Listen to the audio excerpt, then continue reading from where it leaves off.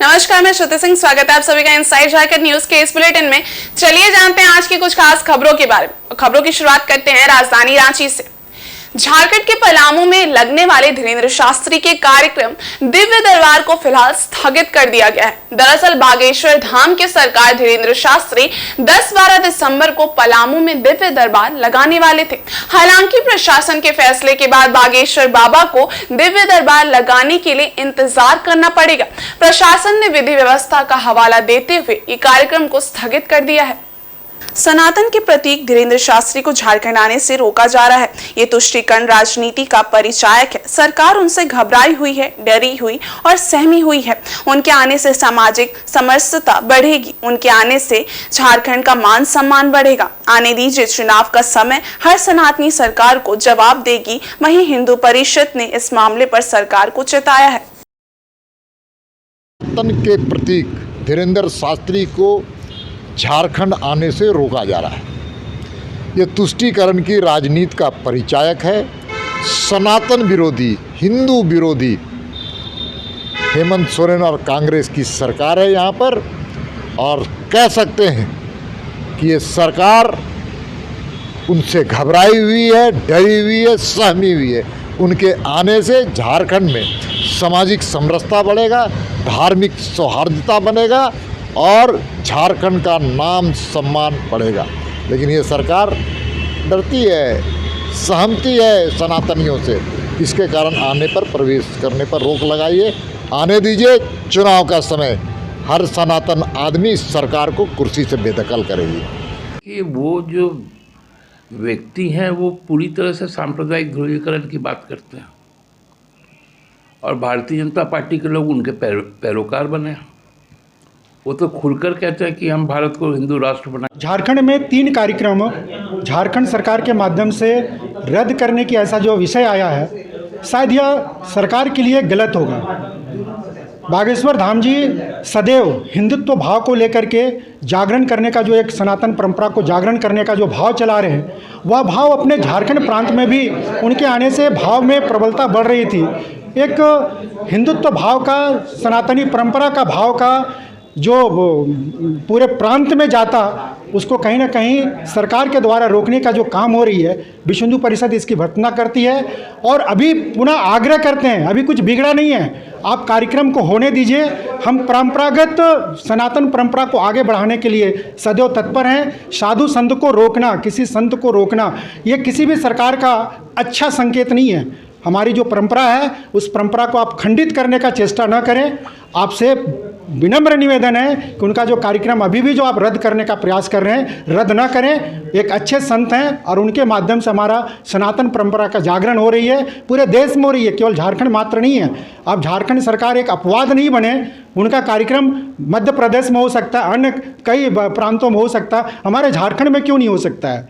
तो मैं पुनः एक बार आग्रह करता हूँ झारखंड सरकार से कि अगर आपके माध्यम से अगर किसी प्रकार का कार्यक्रम का रद्द होने का विषय आ रहा है, तो इसे आप रोकें। आपसे विनम्र निवेदन है, कार्यक्रम करने दें, झारखंड परंपरा को जीवित रखने दें, रहने दें और आगे फलने फूलने में आपका सहयोग मिले, ऐसा आपसे अपेक्षा है। कांग्रेस प्रवक्ता ने कहा कि बाबा बागेश्वर की जनसभा को लेकर प्रशासन को लगा होगा कि आयोजक प्रोटोकॉल पूरा नहीं कर रहा है, तो रद्द कर दिया गया। अब चुनाव का समय आ गया है। बीजेपी अब यही सब मुद्दे पर राजनीति कर लोगों को दिग्भ्रमित करेगी। 5 राज्यों का चुनाव उनके हाथ से निकल चुका है। धर्म, गाय, गोबर, मंदिर, मस्जिद, शमशान, कब्रिस्तान, इन सभी मुद्दों को आगे कर 2024 का चुनाव लड़ेगी। कहा कि प्रशासन जब कोई बड़ा आयोजन होता है तो उसकी जिम्मेवारी जिला प्रशासन की होती है और जिला प्रशासन के पास कोई प्रोटोकॉल भी होता है। तो अगर आयोजक उस प्रोटोकॉल को पूरा नहीं करेंगे, उस नियम को अगर पूरा नहीं करेंगे, तो स्वाभाविक तौर पे प्रशासन उन कार्यक्रमों को रद्द करेगी और प्रशासन ने उसको रद्द किया है। बीजेपी क्या कहती है उसको खुद स्वयं समझ में नहीं आती है। इसलिए मैंने कहा कि अब भारतीय जनता पार्टी के पास कोई मुद्दा बचा नहीं है। धर्म, अब चूंकि चुनाव आ रहे हैं, 5 राज्यों का चुनाव उनके हाथ से निकल गया, अब 2024 का चुनाव आ रहा है, इस राज्य में भी अब अगले साल चुनाव होगा, तो स्वाभाविक तौर पे अब धर्म का बात भारतीय जनता पार्टी शुरू करेगी। धर्म हो, गाय हो, गोबर हो, कब्रिस्तान हो, श्मशान हो, इन तमाम चीज़ों को मुद्दा बना करके भारतीय जनता पार्टी छाती पीटने का काम करेगी। इस विषय में झारखंड मुक्ति मोर्चा के प्रवक्ता का कहना है कि वे जो व्यक्ति हैं पूरी तरह से सांप्रदायिक ध्रुवीकरण की बात करते हैं और बीजेपी उनकी पैरोकार करती है। वे तो खुलकर कहते हैं कि भारत को हिंदू राष्ट्र बनाएंगे, तो बीजेपी को तय करना चाहिए और प्रेस कॉन्फ्रेंस करके कहना चाहिए कि हम लोग बाबा बागेश्वर के साथ हैं। प्रदेश अध्यक्ष को प्रेस कॉन्फ्रेंस करके कहना चाहिए कि बाबा बागेश्वर के साथ हैं। चुनाव आयोग इस मामले पर विचार करेगा। ऐसे व्यक्तियों को एंटरटेन करने का मतलब सांप्रदायिक सौहार्द बिगाड़ना है। हम लोगों को ऐसा लगता है कि प्रशासन द्वारा बिल्कुल सही निर्णय लिया गया है। तो भारतीय जनता पार्टी के जो प्रदेश अध्यक्ष हैं उनको प्रेस कॉन्फ्रेंस करके बोलना चाहिए कि हम लोग बागेश्वर बाबा के साथ हैं। तो फिर चुनाव आयोग विचार करेगी कि भारतीय जनता पार्टी का निबंधन रहेगा चुनाव आयोग में या नहीं रहेगा, कि धर्म आधारित राजनीति करेगी। तो इसलिए हमको लगता है कि इस तरह से इन व्यक्तियों को एंटरटेन करना मतलब राज्य का जो सांप्रदायिक सद्भाव है उसके ऊपर हमला है। इसलिए प्रशासन ने यह निर्णय लिया है, बहुत अच्छा किया। वहीं 4 राज्यों के चुनाव परिणाम सामने आ गए हैं, जिसमें 3 राज्यों में कांग्रेस को करारी शिकस्त झेलनी पड़ी है। वहीं एक राज्य तेलंगाना में कांग्रेस ने 2/3 बहुमत प्राप्त कर अपने दम पर सरकार बनाने जा रही है। लेकिन 3 राज्यों में करारी हार का असर झारखंड कांग्रेस कार्यालय में देखने को मिला। झारखंड कांग्रेस कार्यालय में रविवार को पूरे दिन सन्नाटा पसरा रहा। हालांकि पार्टी कार्यालय में प्रदेश अध्यक्ष बैठकर टीवी स्क्रीन को देख सीटों के आंकड़ों का गणित बैठाते रहे। वहीं चुनावी हार को स्वीकार करते हुए कहा कि जनता का निर्णय मान्य है। कांग्रेस विपक्ष में बैठकर जनता की आवाज बनेगी, जनता की समस्याओं को सदन में उठाएगी और उसका समाधान करेगी। नहीं, देखिए, निराशा की कोई बात नहीं है। ये सही है कि जनता जब निर्णय लेती है तो उसका हम लोग सम्मान करते हैं। जनता का जो निर्णय है उसको हम सिरोधार्य करते हैं। और अभी भी मैं ये कह सकता हूँ कि छत्तीसगढ़ और तेलंगाना में हमारी पुरजोर कोशिश होगी कि हम सरकार बनाएं। और आप तेलंगाना में जानते हैं हम किस तरह से भारी बहुमत से जीत रहे हैं। और जो भी लोकतंत्र में जनता का निर्णय होता है उसका हम लोग सम्मान करते हैं, सम्मान करें। नहीं, उसको इस तरह से नहीं देखा जाना चाहिए, क्योंकि इन्हीं 4 राज्यों में जहां आज चुनाव परिणाम आ रहे हैं, उन 4 राज्यों में हमारी जीत 2018 में हुई थी। बाद में 2 राज्यों में बहुमत की लूट हुई और भारतीय जनता पार्टी की सरकार बनी। और उन 4 राज्यों में जीतने के बाद जब लोकसभा में चुनाव हुआ तो वहाँ भारतीय जनता पार्टी जीत गई। और जब लोकसभा चुनाव के बाद यहाँ विधानसभा का चुनाव हुआ तो हम लोग जीत गए। तो इसलिए इससे बहुत उत्साहित होने की ज़रूरत नहीं है। कुछ लोग बहुत ज़्यादा उत्साहित हैं और तरह तरह की बातें कर रहे हैं कि मोदी की गारंटी, देश की गारंटी, पता नहीं क्या क्या कह रहे हैं। तो इतना उत्साहित होने की ज़रूरत नहीं। हम समझते हैं कि जब हमने हार स्वीकार किया है तो उनको भी जीत का जश्न मनाना चाहिए। वहीं जमशेदपुर भाजपा ने 3 राज्यों में जीत का जश्न मनाया। मध्य प्रदेश, राजस्थान एवं छत्तीसगढ़ में भाजपा की जीत पर जमशेदपुर महानगर भाजपा कार्यकर्ताओं ने रविवार को अध्यक्ष गुंजन यादव के नेतृत्व में साकची स्थित जिला कार्यालय में ढोल नगाड़ों के साथ खुशियां मनाई, आतिशबाजी की और एक दूसरे को मिठाई खिलाकर खुशियां साझा की। इस मौके पर जिला भाजपा अध्यक्ष गुंजन यादव ने कहा कि जनता ने कांग्रेस सरकार के आधारहीन घोषणाओं को तुष्टीकरण और जाति आधारित राजनीति को नकार दिया है। पीएम नरेंद्र मोदी के नेतृत्व में भरोसा जताया है।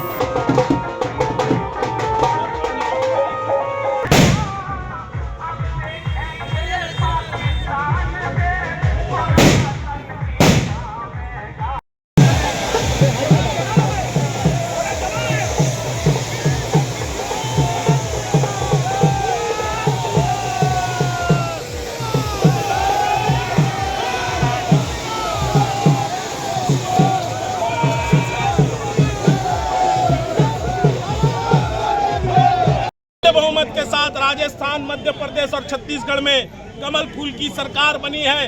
देश की जनता के साथ साथ तीनों राज्य की जनता ने मोदी जी के ऊपर विश्वास जताया है और भारतीय जनता पार्टी के सामूहिक नेतृत्व के ऊपर विश्वास जताया है। कमल का फूल तीनों जगह खिला है। देश की जनता को मैं आभार देता हूं। मध्य प्रदेश, राजस्थान और छत्तीसगढ़ की जनता को नमन करता हूं, प्रणाम करता हूं, जोहार करता हूं, क्योंकि छत्तीसगढ़ में भूपेश बघेल से लोग परेशान थे। वहां मध्य प्रदेश में कमलनाथ जी से परेशान थे तो शिवराज सिंह चौहान जी दोबारा आए, और राजस्थान की तो बात ही आप छोड़ दीजिए। इसलिए पुनस्व तीनों जगह कमल फूल की सरकार बनी है। आम जनता पुनस्व मोदी जी को प्रधानमंत्री बनाने जा रही है। ये राहुल गांधी और उनकी पार्टी और कांग्रेस पार्टी और उनके परिवार की पार्टी को यह एक सीख है कि तुम सीख लो। भारतीय जनता पार्टी सामूहिक में चुनाव लड़ती है और लड़ करके पूर्ण बहुमत की सरकार बनाती है। देश में सरकार फिर से कमल फूल की आएगी, मोदी जी फिर से प्रधानमंत्री बनेंगे। और इधर 22 जनवरी को अयोध्या में प्रभु श्री राम लला के मंदिर का उद्घाटन होना है। उद्घाटन को लेकर निमंत्रण अक्षत पूरे देश में भेजा जा रहा है। इसी के तहत अयोध्या का कलश जमशेदपुर पहुंचा, जहां पारडी काली मंदिर में विश्व हिंदू परिषद द्वारा उसका भव्य स्वागत किया गया।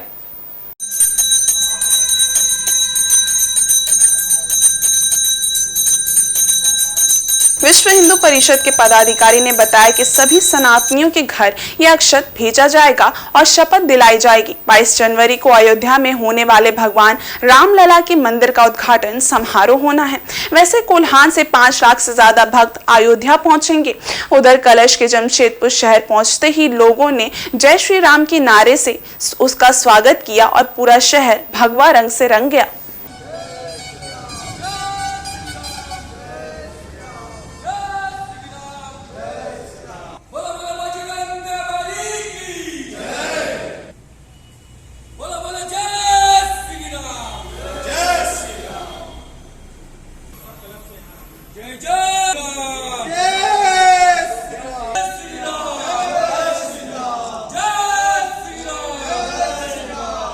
ये कहाँ जाएगा? ऐसा है कि कलश जो है कहाँ से आया नहीं है। ये कलश हमारा जो है ना, जब समुद्र मंथन जब हुआ था उस टाइम से कलश जो है हमारा समुद्र मंथन से ही कलश निकला था, जो कि इसी कलश जो है ना अमृत के समान जो है ना आज पूरे देश में और जगह जगह में जिस तरह से अमृत बूंद गिरा था हर जगह में, उस तरह से आज हमारा ये कलश जो है अयोध्या में ही जो है ना हर जगह का कलश निकलेगा। पूरे देश को भ्रमण करके और फिर हमारा ये जो है ना अयोध्या पहुंचेगा। इसलिए ये तो हमारा कलश जो है ना आज क्या नहीं है, ये जो समुद्र मंथन से ही हमारा ये कलश यात्रा है। टोली का निर्माण हुआ है, उसके माध्यम से प्रत्येक घर में अक्षत, राम दरबार का फोटो है और प्रशस्ति पत्र है। 3 चीज़ हम लोग को निमंत्रण स्वरूप देना है। ये निमंत्रण स्वरूप बांटा जा रहा है। ये जो यहाँ से आप लोग 5 आदमी गए थे, 6 आदमी। क्या नाम था? जमशेदपुर महानगर मंत्री चंद्रिका भगत, जमशेदपुर सह मंत्री भोला लोहार जी, जमशेदपुर महानगर उपाध्यक्ष गोपी राव जी, उपाध्यक्ष मनीष कुमार जी और सामाजिक समरसता प्रमुख चंदन दास जी और विभाग संगठन सह मंत्री मिथिलेश महतो जी। अपना परिचय। सरायकेला खरसावां जिले के चांडिल का प्रसिद्ध पर्यटन स्थल चांडिल डैम नवंबर महीने के अंतिम सप्ताह सैलानियों से गुलजार होने लगा है। चांडिल डैम का लुत्फ उठाने पश्चिम बंगाल, उड़ीसा, बिहार आदि राज्यों से पहुंचने वाले सैलानी अपने को प्रकृति के निकट महसूस करते हैं। हर साल अंतिम वर्ष की विदाई और नववर्ष के स्वागत में दूर दूर से सैलानी यहां पहुंचते हैं और प्रकृति के अनुपम उपहार और सौंदर्य को निहारते हैं। वैसे तो सालों भर चांडिल डैम में पर्यटकों का आवागमन होता रहता है, पर नवंबर से फरवरी महीने तक हर दिन सैलानियों की भारी भीड़ जुटती है। वहीं दिल्ली से पहुंचे सैलानियों ने बताया कि पहली बार चांडिल डैम पहुंचे हैं, नाम काफी सुना था, यहां आकर मन प्रसन्न हो गया। साथ ही कहा कि पर्यटकों के लिए यहां काफी कुछ सुधार की आवश्यकता है। वहीं चांडिल डैम में बोटिंग की व्यवस्था संभाल रहे चांडिल डैम विस्थापित सहयोग समिति के अध्यक्ष नारायण गोप ने बताया कि समिति पर्यटकों के चांडिल डैम पहुंचने पर उनकी सुरक्षा से लेकर डैम में नौका विहार करने के लिए 15 बोट तैयार हैं। पर्यटकों की हर सुविधाओं का ध्यान रखने के लिए समिति के वॉलंटियर हर जगह तैनात रहते हैं। पहली बार आ रहा हूँ और मेरे को बहुत अच्छा लग रहा है। बहुत ही बड़ा और बहुत ही सुंदर डैम है और सबसे बड़ी बात है कि इसका पानी एकदम साफ़ है। ऐसा हिंदुस्तान में शायद ही कहीं मिलता होगा। बहुत बढ़िया है। कमी तो कुछ नहीं है, पर हाँ एक चीज़ है, अगर मैनुअल वाली बोटिंग होती, खुद करने वाली, या एक धीरे धीरे 40 मिनट्स 50 मिनट्स की बोटिंग वाला होता है बोट्समैन और हमारे साथ मैनुअल, तो बहुत और मज़ा आता है। क्योंकि इसमें पानी में हम कम से कम 1 घंटा 50 मिनट रहते हैं, जैसा कि उत्तरांचल में नैनीताल, भीमताल, नकुचिया ताल में होता है। नया साल में नया व्यवस्था के साथ हम लोग स्वागत करते हैं कि अधिक से अधिक पर्यटक चांडिल डैम आए और चांडिल डैम में पर्यटक समिति पर्यटक को जो भी जितना भी सुविधा है वो सुविधा उपलब्ध कराने के लिए तत्परता है। आज बोर्ड भी हमारे पास कहेंगे कि पर्याप्त मात्रा में है। एक नहीं, यहाँ कम से कम 15 बोर्ड है, मोटर बोर्ड है, जो पर्यटक के लिए बाट चाहे हुए हैं। हम कहेंगे कि ज़्यादा से ज़्यादा पर्यटक आए हमारे चांडिल डैम में, और चांडिल डैम में एक बार जो पर्यटक आए हैं वो कम से कम साल में 2-4 बार आए, तो उसका स्वागत है। और जो भी सुविधा का ये है वो सुविधा समिति उपलब्ध कराने के लिए तत्पर है। सरायकेला सरना धर्म कोड एवं अन्य मांगों को लेकर आदिवासी सेंगल अभियान द्वारा 30 दिसंबर को सांकेतिक भारत बंद और रेल रोड चक्का जाम करने का ऐलान किया गया है। आदिवासी सेंगल अभियान के राष्ट्रीय अध्यक्ष से पूर्व सांसद सालखान मुर्मू द्वारा जिला मुख्यालय सरायकेला में प्रेस कॉन्फ्रेंस कर इसकी जानकारी दी गई। उन्होंने कहा कि आदिवासियों को भी धार्मिक आजादी होनी चाहिए। संविधान के अनुसार धार्मिक आजादी पर किसी की पाबंदी नहीं हो सकती है। उन्होंने कहा कि वर्ष 2011 की जनगणना में आदिवासियों की संख्या 50 लाख थी, जबकि जैन की संख्या 44 लाख थी। सरकार ने जैन धर्म को संवैधानिक अधिकार दे दिया है, परंतु आदिवासियों को अपना हक नहीं मिला है। उन्होंने कहा कि पिछले दिन उलीहातू में प्रधानमंत्री का कार्यक्रम था, उसी समय आदिवासियों को सरना धर्म कोड की सौगात मिल सकती थी, परंतु प्रधानमंत्री ने ऐसा नहीं किया। उन्होंने कहा कि अब उनका आंदोलन जारी रहेगा। इसी आंदोलन को जारी रखते हुए 30 दिसंबर को सांकेतिक रूप से भारत बंद का ऐलान किया गया है। उन्होंने कहा कि 10 दिसंबर को मधुबन गिरिडीह में मारंगबुरु बचाओ अभियान तथा 22 दिसंबर को दुमका में हासा भाषा विजय दिवस का आयोजन भी किया जाएगा।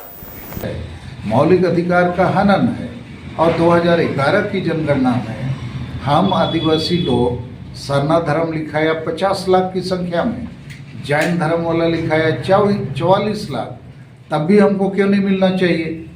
तो इसलिए अभी हम लोग मजबूर हैं कि 30 दिसंबर को भारत बंद करेंगे, रेल रोड चक्का जाम करेंगे। इधर भारत के प्रधानमंत्री 15 नवंबर को उलीहतू आए और भारत के महामहिम राष्ट्रपति 20 नवंबर को बारिपदा आए। कहीं भी सरना धर्म कोड का जिक्र इन लोगों ने नहीं किया। इसलिए और भी हमारा दायित्व बन गया है कि इस सरना धर्म कोड को लेना पड़ेगा, अन्यथा हमारा नेस्ताना बूथ होना तय है। और इधर जमशेदपुर में बिष्टुपुर मेडिटेक का केंद्रीय डायग्नोस्टिक सेंटर का शुभारंभ हुआ, जिसमें शहरवासियों को काफी कम खर्च में मेडिकल लाभ प्राप्त हो सकेगा।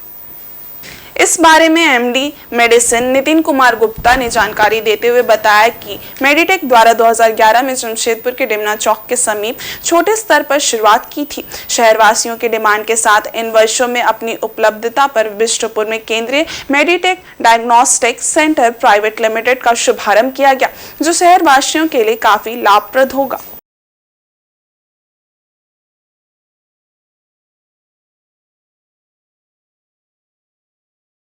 आज अवसर है हमारे new diagnostic centre Meditech diagnostic centre which is most advanced centre in Jamshedpur, उसका फॉर्मल इनॉग्रेशन है। ये कहानी 2011 में शुरू हुई थी दिमना रोड मानगो में एक छोटे सेंटर से, जिसका फिर बाद में 2014 में बिष्टुपुर ब्रांच ओपन हुआ, सीटी स्कैन, अल्ट्रासाउंड, एक्सरे और पैथोलॉजी के साथ। और लोगों के आशीर्वाद और सहयोग के कारण और हमारे परिश्रम के कारण आज मेडिटेक जमशेदपुर में एक ब्रांड बन चुका है for reliable diagnostic report. Jamshedpur के परसुडी शीतला मंदिर चौक के समीप झारखंड मुक्ति मोर्चा का मिलन समारोह आयोजित किया गया, जिसमें काफी संख्या में लोगों ने झारखंड मुक्ति मोर्चा का दामन थामा। कार्यक्रम में मुख्य अतिथि के रूप में उपस्थित जुगसलाई विधायक मंगल कालिंदी ने सभी को पार्टी में शामिल करवाया। जुगसलाई विधानसभा क्षेत्र में विधायक मंगल कालिंदी द्वारा लगातार विकास कार्य किए जा रहे हैं। लगातार लोग उनसे प्रभावित होकर झारखंड मुक्ति मोर्चा से जुड़ रहे हैं। मौके पर विधायक मंगल कालिंदी ने कहा कि जुगसलाई विधानसभा क्षेत्र की जनता से मिल रहे प्यार और स्नेह से विरोधी घबरा गए हैं। मंगल कालिंदी ने और कहा कि वो खुद को कभी विधायक के रूप में नहीं देखते, हमेशा खुद को एक जनता के सेवक के रूप में देखते हैं। आज जुगसलाई विधानसभा में डिग्री कॉलेज बन रहा है, स्टेडियम बन रहे हैं, उप स्वास्थ्य केंद्र बन रहे हैं, पार्कों का निर्माण हो रहा है, सड़कों का जाल बिछाया जा रहा है। ये सब जुगसलाई की जनता के आशीर्वाद से ही संभव हो पा रहा है। दल के जो जिला अध्यक्ष है उनको बताना चाहिए था कि जो साइकिल में घूमते थे उसको जनता ने चुनकर जुगसलाई विधानसभा का नेतृत्व करने दिया है। आज वो ग्रीन सिटी में कैसे रह रहे हैं ये उसको पार्टी के जिला अध्यक्ष को बोलना चाहिए था, लेकिन अपने करतूत को छुपाते हुए बिना सोचे समझे हमारे ऊपर हमेशा ये लोग इल्जाम लगाते रहते हैं। और देखिए ये जो जिला अध्यक्ष हादसों का जो बोल रहे थे गरीब गरीब बोलता है, अरे भाई मंगल कालिंदी नहीं बोल रहा है, ये पूरा देश का सर्वे हुआ था, एनडीटीवी का सर्वे हुआ था, ये छोटा मोटा सर्वे था। एनडीटीवी का सर्वे बता रहा है कि पूरे भारतवर्ष में 5वां स्थान पर मंगल कालिंदी गरीब विधायक है। जो सच्चाई है वो है, तुम अपने मुंह से बोल दोगे। और पूरे झारखंड में जो है पहला स्थान पर जो है सर्वे में मंगल कालिंदी गरीब विधायक है, ये तो एनडीटीवी बता रहा है, देश का सर्वे बता रहा है।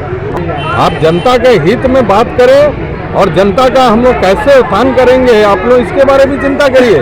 मंगल कालिंदी तो हवाई चप्पल में ही जनता का सेवा कर रहा है, और कौन गरीब, हर गरीब का घर तक हम लोग पहुंच रहे हैं। 16 साल हमने तपस्या किया है, तब जाकर हमको जो है जुगसलाई विधानसभा का सेवा करने का मौका मिला है। वहीं इस कार्यक्रम में जमशेदपुर प्रखंड समिति के प्रखंड अध्यक्ष बहादुर किस्कू को नहीं बुलाए जाने पर झामुमो 2 गुटों में बंटता नजर आ रहा है। इससे पूर्व भी परसुडी के शंकरपुर में विधायक मंगल कालिंदी द्वारा बूथ कमेटी की बैठक बुलाई थी, उसमें भी प्रखंड समिति को इसकी जानकारी नहीं दी गई थी। जमशेदपुर प्रखंड समिति के अध्यक्ष बहादुर किस्कू ने जेएमएम के इस मिलन समारोह में नहीं बुलाए जाने पर कहा कि किसी विशेष व्यक्ति के पार्टी नहीं है, गुरुजी की पार्टी है। अगर सभी मिलकर चलेंगे तो पार्टी हित में अच्छा होगा। कुछ जानकारी हम लोग को नहीं है, अभी किसी तरह का जानकारी नहीं है। पार्टी तो हमारे पर्यवेक्षक जी है, जैसा बोलेंगे वैसे होगा। हम लोग लेकिन तत्काल हम लोग को प्रखंड अध्यक्ष है तो हम लोग को माने सबको मिलजुल कर ही चलना चाहिए। वहीं चक्रधरपुर NH 75 सड़क मार्ग के प्रभात सिनेमा हॉल के पास शनिवार को झारखंड सरकार गौ सेवा आयोग के उपाध्यक्ष राजू गिरी का प्रधान समाज द्वारा स्वागत किया गया। दिलीप प्रधान सहित समाज के अन्य लोगों ने राजू गिरी को गुलदस्ता भेंट कर और माला पहनाकर उनका स्वागत किया। इस दौरान समाज द्वारा राजू गिरी को एक मांग पत्र भी सौंपा गया। राजू गिरी ने पत्रकारों से मुखातिब होते हुए बताया कि गौरक्षा और उनके विकास को लेकर झारखंड सरकार कृत संकल्पित है। सरकार के द्वारा गौरक्षा और उसके विकास के लिए लगातार कई योजनाएं चलाई जा रही हैं। सरकारी योजनाओं से गौशाला को भी विकसित किया जा रहा है। उन्होंने पत्रकारों के सवाल पर कहा कि किसी भी परिस्थिति में गौ हत्या और गौ तस्करी बर्दाश्त नहीं किया जाएगा। उन्होंने कहा कि सरकार इस मामले में गंभीर है और जहां से भी ऐसी सूचनाएं प्राप्त होती हैं वहां जरूरी दिशा निर्देश देकर कार्रवाई भी की जा रही है ताकि गौरक्षा में कोई कमी ना हो। मालूम रहे कि चक्रधरपुर में आए दिन रात के अंधेरे में गौ तस्करी और गौ हत्या की शिकायतें मिलती रहती हैं। समय समय पर पुलिस प्रशासन की कार्रवाई में इसका खुलासा भी हुआ है, लेकिन उसके बावजूद गौ हत्या और गौ तस्करी चक्रधरपुर में जारी रहने की शिकायतें अभी भी मिल रही हैं। गौशाला में हमें गौ मुक्ति धाम का और अब जितने हर 23 गौशाला में हमें डॉक्टर का अवेलेबल हम लोग कर दिए हैं और हर गौशाला में एक डॉक्टर का होगा। हमारे माननीय मुख्यमंत्री जी भी ये निर्णय किए, घोषणा किए हैं कि डॉक्टर का। और करीब करीब हम लोगों ने जो 50 रुपया था, 50 से 100 हुआ, 100 से 150 रुपया की हम लोग एक गौ माता का प्रति हम लोग 150 रुपया करवाए कैबिनेट में। और उनका बाद हम लोगों ने जो 1 साल का पैसा उनको मिलना था, हम लोग 2 साल का करवाए। और कैबिनेट में करीब करीब जितने विभाग के काम हो रहा है और काम 6 महीना के अंदर हम लोग पूरा कंप्लीट कर देंगे। और भी नया जो भी होगा, नया गौशाला का हो और नया संस्था का हो। और हम लोग हर गौशाला में एक कि सरकार से हम लोग कुछ लेने का काम नहीं, गौशाला से गौ माता का हम लोग इसलिए काम करेंगे कि जो गौ माता का गोबर हुआ, गौमूत्र हुआ, उनका भी हम लोग फैक्ट्री में उनको भी प्रयोग में लगाएंगे और बाज़ार में उनका प्रयोग में टेंडर करके उनको व्यवसाय करके कहीं उसका टेंडर करके हम लोग व्यवसाय को समाधान करेंगे। गौ तस्करी तो हम लोग करीब बंद करेंगे और गौ हत्या का हम लोग, ये मेरा कोशिश रहेगा। और जितने भी गौ माता रोड में घूमती है और जितना हम लोग नंदी जी भी घूमते हैं, तो उनका भी कुछ उपाय है कि वो लोग रोड में ना घूमे और किसी गौ माता को कोई परेशानी ना हो, उनका गौशाला में व्यवस्था रहेगा। और हम लोग जमशेदपुर में बात किए हैं कांजी हाउस का। एक कांजी हाउस में टिस्को से बात हुई है हम लोग के, और टिस्को से बात होने के बाद कांजी हाउस में उनको रखा जाएगा। तेतला फुटबॉल मैदान में आदिवासी भूमि समाज की ओर से दिशुओ करम मिलन महोत्सव का आयोजन किया गया। करम मिलन महोत्सव में पश्चिम बंगाल, उड़ीसा एवं कोल्हान प्रमंडल के आदिवासी भूमि समाज के 60 से अधिक कलाकारों के दलों ने अपनी सांस्कृतिक वेशभूषा में ढोल, मांदर एवं नगाड़ों के साथ सांस्कृतिक नृत्य करते हुए करम मिलन महोत्सव को सफल बनाने में सहयोग किया।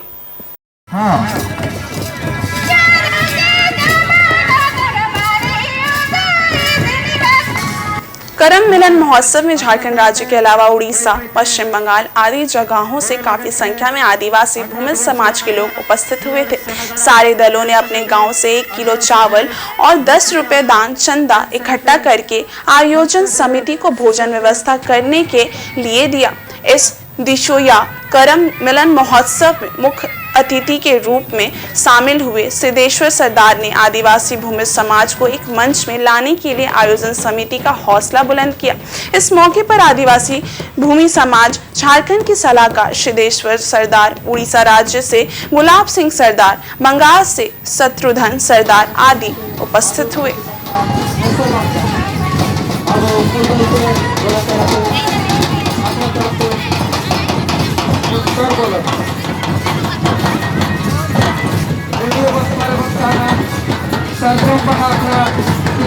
निगम में थोड़ा परिवर्तन आया है कि हम अपनी जो धीमी गति था उस गति को हम तेज कर पाए हैं और साथ ही साथ लोगों को जोड़ पाए हैं। ले की तरह, लट्ठा की तरह हम सारे हमारे कलाकारों को, आदिवासी भूमि समाज समुदाय के कलाकारों को एक साथ लाने में अथक प्रयास हुआ और जो सारे इस मंच में देखने के लिए मिल रहा है।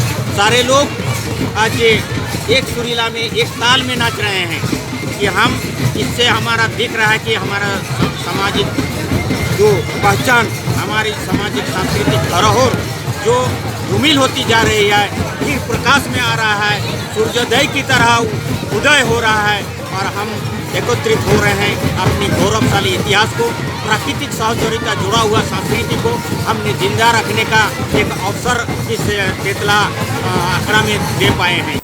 वहीं भगवान बिरसा मुंडा जयंती के अवसर पर रविवार को चक्रधरपुर प्रखंड अंतर्गत पदमपुर पंचायत की प्राथमिक विद्यालय लोनिया गांव में रक्तदान शिविर से सांस्कृतिक कार्यक्रम का आयोजन किया गया। शिविर में अतिथि के रूप में जीप सदस्य लक्ष्मी हांसदा, मुख्य समीना गागराई, समाज सेवी डॉक्टर विजय सिंह गागराई समेत अन्य लोगों ने बिरसा मुंडा की तस्वीर पर माल्यार्पण एवं दीप प्रज्वलित कर उद्घाटन किया।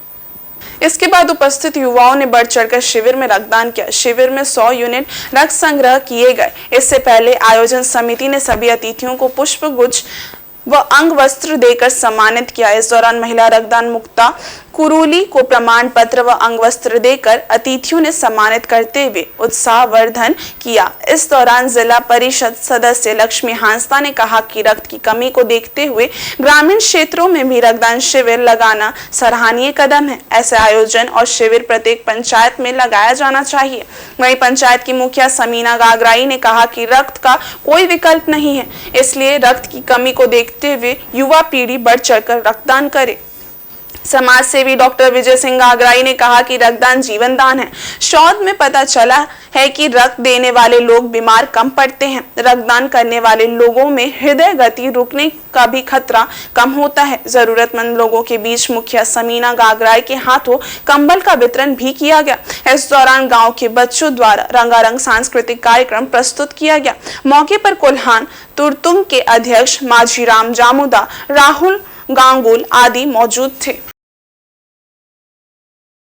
खास तौर पे महिलाओं के लिए मैं यही बोलना चाहूँगी कि इसके हेल्थ बेनिफिट्स हैं, ठीक है, डोनर के लिए भी, क्योंकि जब आप एक बार ब्लड डोनेट करते हो तो वो जो ब्लड आपके ये से बॉडी से कम हुआ वो अब फिर से तेज़ी से क्या बनेगा, है ना, तो रिसाइकिल हुआ, रिन्यूएबल हुआ आपके ब्लड का। और साथ ही मतलब आप जो ब्लड दे रहे हो वो दूसरों के लिए हेल्पफुल है ना। बहुत लोगों को ब्लड नहीं मिलता है, अपने जानने पहचानने में भी मतलब ब्लड ग्रुप वगैरह जल्दी नहीं मिलता है, तो अब दूर दराज में है, तो फिर इस तरह से हम लोग अगर आगे आकर के ब्लड डोनेट करते हैं तो बहुत नीडी लोगों को हम लोग हेल्प कर रहे हैं। उधर मुसाबनी के टेटा बादिया में अशेका द्वारा सोहराय के मौके पर गोरू खोटाव का आयोजन किया गया, जिसमें बैलों व भैंसों को नचाने के साथ ढोल नगाड़े बजाकर उनका मनोरंजन किए जाने की परंपरा है। मुसाबनी से टेटा बादिया में सोहराय के मौके पर असेका मुसाबनी ब्रांच द्वारा गौरव खुटाव का आयोजन किया गया, जिसमें मुख्य अतिथि के रूप में घाटशिला विधायक रामदास सोरेन उपस्थित हुए। मौके पर विधायक प्रतिनिधि जगदीश भक्त, मुसाबनी प्रखंड अध्यक्ष प्रधान सोरेन, सचिव सोमाय सोरेन, डुमरिया प्रखंड अध्यक्ष मिर्जा सोरेन आदि उपस्थित थे। इसमें महिलाओं ने पारंपरिक वेशभूषा में सोहराय संगीत गाया। उसके बाद बैलों और भैंसों को चुमाव कर गौरव खोटाओं का शुभारंभ किया गया। इसके बाद ढोल नगाड़ों के साथ बैल एवं भैंसों का मनोरंजन किया गया। इस मौके पर एक श्रद्धालु ने आकर्षण बैल का रूप बनाकर लोगों का मन मोह लिया। गोरू खुटाव को देखने काफी संख्या में महिला, बच्चे एवं पुरुष उपस्थित हुए। मौके पर विधायक रामदास सोरेन ने कहा कि आदिवासी समाज में बैलों का काफी महत्व है, इसके बिना खेती बाड़ी करना असंभव है, इसलिए हमारा समाज सोहराय पर्व के समय उनकी पूजा आराधना करता है।